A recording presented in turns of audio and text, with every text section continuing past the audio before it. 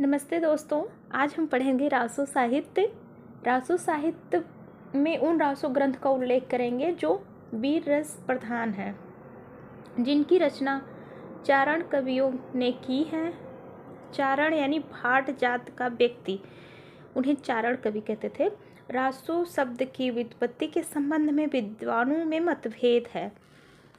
गार्सद तासे के अनुसार रासो को राजसूय, आचार्य रामचंद्र शुक्ल के अनुसार रसायन, हजारी प्रसाद द्विवेदी के अनुसार रासक, डॉक्टर बच्चन सिंह के अनुसार रास, आचार्य नंद दुलारे वाजपेयी के अनुसार रास, डॉक्टर नरोत्तम स्वामी के अनुसार रसिक,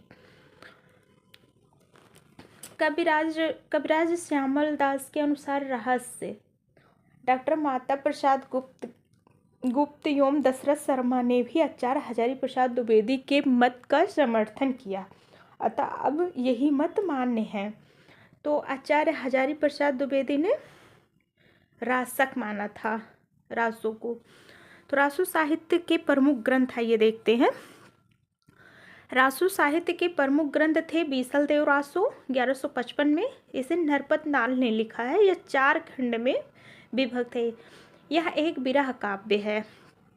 इसमें सबसे पहले 12 मासा का वर्णन मिलता है। यह एक गेय काव्य था। यह 4 खंडों में विभक्त है। इसमें भोज परमाण की पुत्री राजमती और अजमेर के राजा विग्रहराज चतुर्थ बीसल देव के विवाह वियोग और पुनर्मिलन की कथा सरस शैली में प्रस्तुत की गई है। बीसल देव रासो 4 खंड में है। प्रथम खंड, इसमें मालवा के भोज परमार की पुत्री राजमती से और सामर अजमेर के बीसल देव का विवाह का वर्णन है।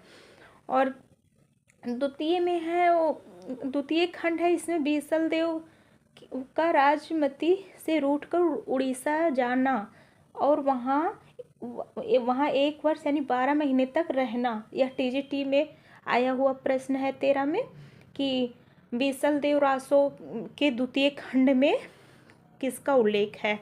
तो उसमें यह है कि बीसल देव राजमती से रूठकर उड़ीसा चले जाते हैं और वहाँ 12 वर्ष का समय व्यतीत करते हैं।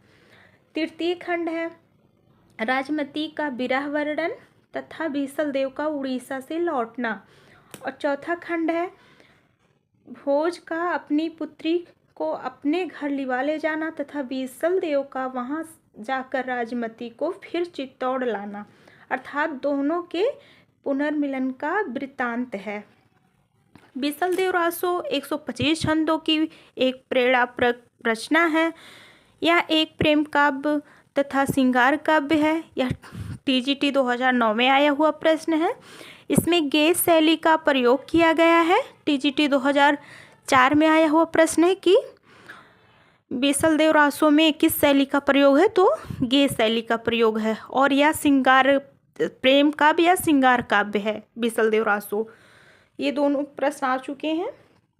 आचार्य रामचंद्र शुक्ल ने बीसल देव रासो की भाषा को राजस्थानी माना है। अगली रचना है पृथ्वीराज रासो। पृथ्वीराज रासो चंद्रबरदाई की रचना है। चंद्रबरदाई दिल्ली नरेश पृथ्वीराज चौहान के बाल सखा परामर्शदाता राजकवि थे। इनके पूर्वजों की भूमि पंजाब थी, जहां लाहौर में इनका जन्म हुआ। चंद्रबरदाई पृथ्वीराज चौहान के दरबारी कवि थे। यह टीजीटी 2005 में आया हुआ प्रश्न है कि चंद्रबरदाई किसके दरबारी कवि थे, तो चंद्रबरदाई पृथ्वीराज चौहान के दरबारी कवि थे। चंद्रबरदाई और पृथ्वीराज चौहान का जन्म एक ही दिन हुआ था दोनों एक ही दिन यह संसार छोड़ा था। और चंद्रबरदाई और पृथ्वीराज एक दूसरे को मारकर मर गए थे। चंद्रबरदाई के 4 पुत्र थे। चतुर्थ पुत्र का नाम जल्लड़ था।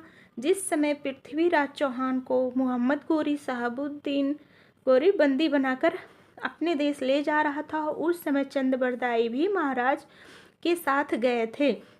तथा अपने पुत्र जल को पृथ्वीराज रासो सौंप गए, यानी जल्हड़ को। यह युक्ति प्रसिद्ध है। पुस्तक जल्हड़ हाथ दे चल गज्जन निरपकाज कहा जाता है कि जल ने चंद्रबरदाई के अधूरे महाकाव्य को पूर्ण किया था। तो ये पुस्तक जल्हड़ हाथ दे चल गज्जन निरपकाज पीजीटी 2013 में आया हुआ प्रश्न है।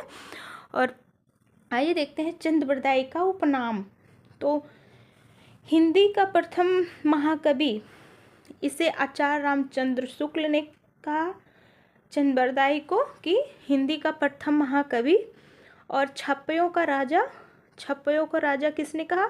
ये शिव सिंह सरोज ग्रंथ में कहा गया है, यानी शिव सिंह सरोज ग्रंथ शिव सिंह सेंगर का है। आइए देखते हैं शिव सिंह पृथ्वीराज रासो हिंदी का प्रथम महाकाव्य कहा किसने? प्रश्न बना है पीजीटी 2011 में। पृथ्वीराज रासो हिंदी का प्रथम महाकाव्य कहा आचार्य रामचंद्र शुक्ल ने। पृथ्वीराज रासो में 69 सर्ग या समय है। पृथ्वीराज रासो में आबू के यज्ञ कुंड से 4 क्षत्रिय कुल की उत्पत्ति तथा चौहान का अजमेर से राजस्थान से लेकर पृथ्वीराज के पकड़े जाने तक का विस्तार वर्णन है। इस ग्रंथ के अनुसार पृथ्वीराज अजमेर के चौहान राजा सोमेश्वर के पुत्र और अरोड़ोराज के पौत्र थे। सोमेश्वर का विवाह दिल्ली के तोमर राजा अनंगपाल की कन्या से हुआ। अनंगपाल कौन थे? दिल्ली के राजा थे। इनकी 2 पुत्री थी, सुंदरी और कमला। अनंगपाल की 2 कन्याएं थी, सुंदरी और कमला। सुंदरी का विवाह कन्नौज के राजा विजयपाल के साथ हुआ। इस संयोग से जयचंद राठौर की उत्पत्ति हुई। और दूसरी कन्या कमला का विवाह अजमेर के चौहान सोमेश्वर से हुआ, जिनके पुत्र पृथ्वीराज हुए। अनंगपाल ने अपने नाती पृथ्वीराज को गोद लिया, जिससे अजमेर और दिल्ली का राज एक हो गया। जयचंद्र को यह बात अच्छी ना लगी। जयचंद्र ने एक दिन राजसूय यज्ञ में सब राजाओं को यज्ञ के भिन्न भिन्न कार्य के लिए निमंत्रित किया और इस यज्ञ के साथ ही अपनी कन्या संयुक्ता का स्वयंवर रचा। राजसूय यज्ञ में सब राजा आए पर पृथ्वीराज नहीं आए। इस पर जयचंद्र ने चिढ़कर पृथ्वीराज की एक स्वर्ण मूर्ति द्वारपाल के रूप में द्वार पर रखवा दिया।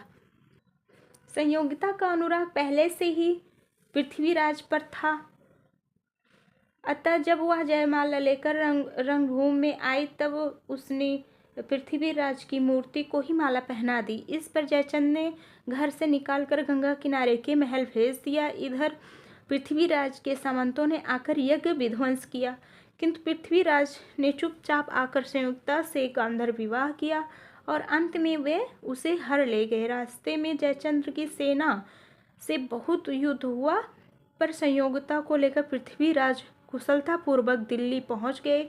वहां पर उनका भोग विलास में जीवन व्यतीत होने लगा। राज्य की रक्षा का ध्यान न रह गया, बल का बहुत कुछ ह्रास हो तो गया, पर जयचंद तथा और राजाओं के साथ लड़ते लड़ते उनका बड़े बड़े सामंत मारे जा चुके थे। अच्छा अवसर देख मोहम्मद गोरी ने चढ़ाई की पर हार गया और पकड़ा गया। पृथ्वीराज ने उसे छोड़ दिया। वह बार बार चढ़ाई करता रहा और अंत में पृथ्वीराज पकड़कर गजनी भेज दिए गए।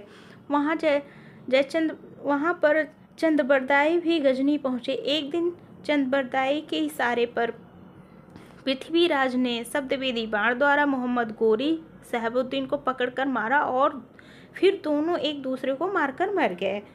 शहाबुद्दीन पृथ्वीराज के बैर का कारण यह लिखा गया था कि शहाबुद्दीन अपने यहाँ की एक सुंदरी पर आसक्त था, जो एक पठान सरदार हुसैन शाह को चाहती थी। जब ये दोनों शहाबुद्दीन से तंग हुए तब हारकर पृथ्वीराज के पास भाग गए। शहाबुद्दीन ने पृथ्वीराज के यहाँ कहला भेजा कि उन दोनों को अपने घर से निकाल दो। पृथ्वीराज ने उत्तर दिया कि शरणागत की रक्षा करना क्षत्रियों का धर्म है, अतः इन दोनों की हम रक्षा करेंगे। इसी बैर से शहाबुद्दीन ने दिल्ली पर चढ़ाई की। चंदबरदाई महाराज पृथ्वीराज के कवियों राजकवि ही नहीं, इनके सखा और सामंत भी थे तथा सरभाषा व्याकरण काव्य साहित्य छंद शास्त्र ज्योतिष पुराण नाटक आदि उनकी अनेक विधाओं में पारंगत थे। उन्हें जालंधरी देवी का इष्ट था। इनका जीवन पृथ्वीराज के जीवन के साथ ऐसा मिला जुला था कि अलग नहीं किया जा सकता था। युद्ध में, आखेट में, सभा में, यात्रा में सदा महाराज के साथ रहते थे और वहाँ जो बातें होती थी सब में सम्मिलित रहते थे। पृथ्वीराज रासो के संस्करण, इनके 4 संस्करण प्रकाशित हुए हैं। प्रथम संस्करण यह सबसे बड़ा संस्करण है। इसका प्रकाशन नागरिक प्रचारी सभा काशी से हुआ है तथा जिसकी हस्तलिखित प्रतियां उदयपुर के संग्रहालय में सुरक्षित है। इस संस्करण में 69 समय या सर्ग या अध्याय हैं। पृथ्वीराज रासो 250 पृष्ठों का बहुत बड़ा ग्रंथ है। इसमें 16,306 छंद हैं। दूसरा संस्करण, इसमें 7,000 छंद हैं। इसका प्रकाशन नहीं हुआ है। तीसरा संस्करण, यह लघु संस्करण 3500 छंदों का है। इसमें केवल 19 समय हैं। पृथ्वीराज रासो का चौथा संस्करण, यह सबसे छोटा संस्करण है। इसको डॉक्टर दशरथ शर्मा आदि कुछ विद्वान मूल रासो मानते हैं, चौथे संस्करण को। और पृथ्वीराज रासो को प्रमाणिकता पृथ्वीराज रासो की प्रमाणिकता के विषय में विवाद है। हिंदी साहित्य के इतिहास में यह ग्रंथ सर्वाधिक विवादास्पद रहा है। पूर्णतः प्रमाणिक मानते थे डॉक्टर श्याम सुंदर दास, मिश्र बंधु, मोहन लाल विष्णुलाल पांड्या, कर्नल टाड। ये 4 लोग पूर्णतः प्रमाणिक मानते थे। किसको? पृथ्वीराज रासो को। इत्यादि विद्वानों ने यह माना है कि पृथ्वीराज रासो का जो संस्करण सभा में प्रकाशित हुआ वह प्रमाणिक है और पूर्णतः अप्रमाणिक मानते थे आचार्य रामचंद्र शुक्ल, डॉक्टर बुलर, मुंशी देवी प्रसाद, गौरी शंकर हीराचंद्र ओझा, कवि राजा श्यामल दान इत्यादि विद्वानों ने इस ग्रंथ को अप्रमाणिक माना और पृथ्वीराज रासो को सर्वप्रथम अप्रमाणिक डॉक्टर बुलर ने घोषित किया। जयानकृत पृथ्वीराज रासो ग्रंथ के आधार पर डॉक्टर बुलर ने पृथ्वीराज रासो को जाली घोषित किया। अर्धप्रमाणिक मानते थे आचार्य हजारी प्रसाद द्विवेदी, डॉक्टर सुनीत कुमार चटर्जी और मुनिजन विजय। ये 3 लोग आप अर्धप्रमाणिक मानते थे। आचार्य हजारी प्रसाद द्विवेदी ने पृथ्वीराज रासो की रचना को सुखसुखी संवाद के रूप में माना है। पृथ्वीराज रासो की भाषा ब्रज मिश्रित राजस्थानी या डिंगल अर्थात पृथ्वीराज रासो की भाषा के संबंध में विवाद रहा है। वस्तुतः यह काव्य पिंगल शैली में लिखा गया, जो ब्रज भाषा का यह रूप है जिसमें राजस्थानी बोलियों का मिश्रण है। शैली पिंगल है। प्रमुख रस वीर रस है। प्रमुख छंद कवित्त या घनाक्षरी, कवित्त को ही घनाक्षरी कहते हैं। छप्पय, दुहा, तोमर, त्रोटक, गाहा, आर्या। नरोत्तम स्वामी ने पृथ्वीराज रासो को एक मुक्तक काव्य मानते हैं।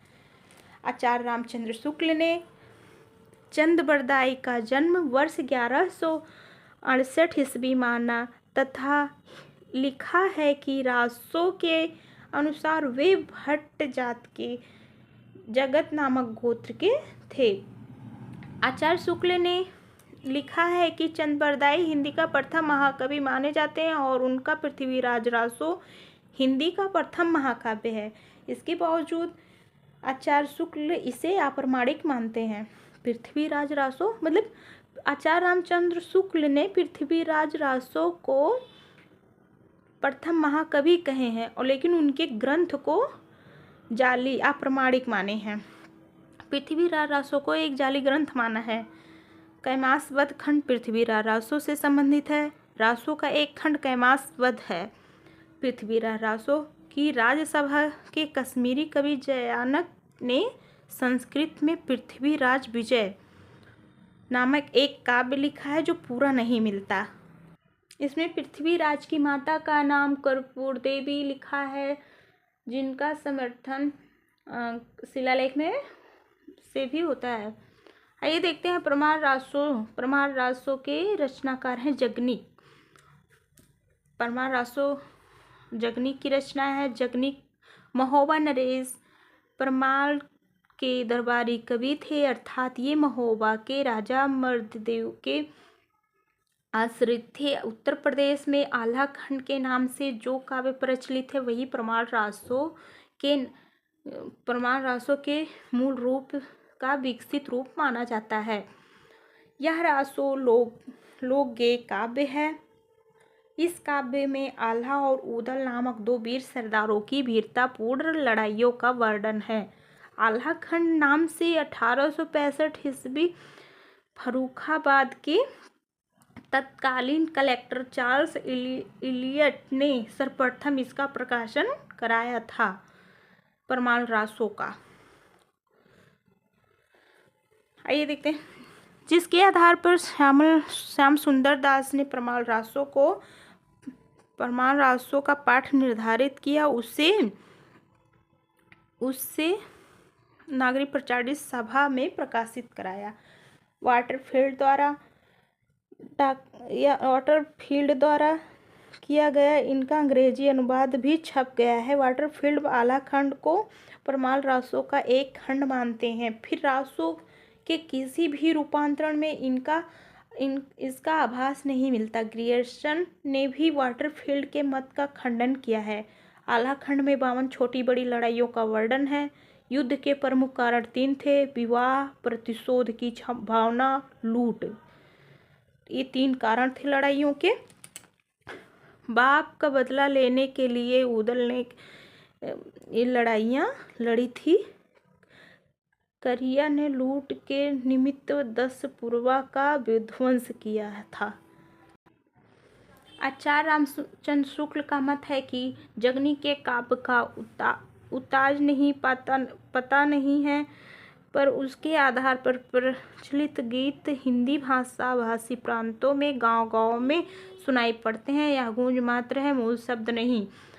आल्हा गीत पीजीटी 2013 में आया हुआ प्रश्न है। इसके कुछ पंक्तियां पूछी जाती हैं जो 12 बरस ले कुकुर जिए और 13 ले जिए सियार, बरस 18 क्षत्रिय जिए, आगे जीवन को धिक्कार। और ये तो पीजीटी 2013 में आया हुआ प्रश्न है। दूसरा है, ये भी इम्पोर्टेंट है। सदा तरैया वन फूले यारो, सदा न सावन होए, स्वर्ग मड़ैया सब काहू को यारो, सदा न जीवे कोई। इस प्रकार से रही है पंक्ति। और ये खुमान रासो के रचनाकार हैं दलपत विजय पीजीटी 2005 में आया हुआ प्रश्न है। और आचार्य शुक्ल ने इसे 9वीं शताब्दी की रचना माना है, क्योंकि इसमें 9वीं सदी के चित्तौड़ नरेश खुमान के युद्धों का चित्रण है। यह 5000 छंदों का विशालकाय ग्रंथ है। और खुमान रासो ये राजस्थानी भाषा में है। और विजयपाल रासो नल सिंह की रचना है। विजयपाल रासो, इसमें जो लड़ाई विजयपाल ने पंग राजा से की थी उसका वर्णन है। हमीर रासो रचनाकार हैं सारंगधर। यह अपभ्रंश भाषा में है। अभी तक इसकी कोई प्रति उपलब्ध नहीं हो सकी।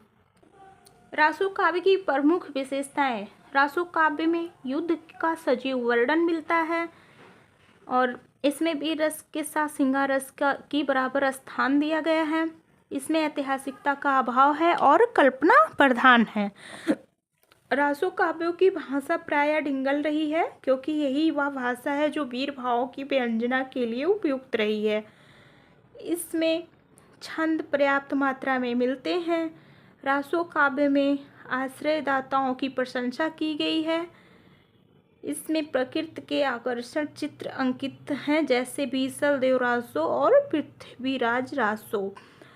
तो रासो काव्य समाप्त हुआ।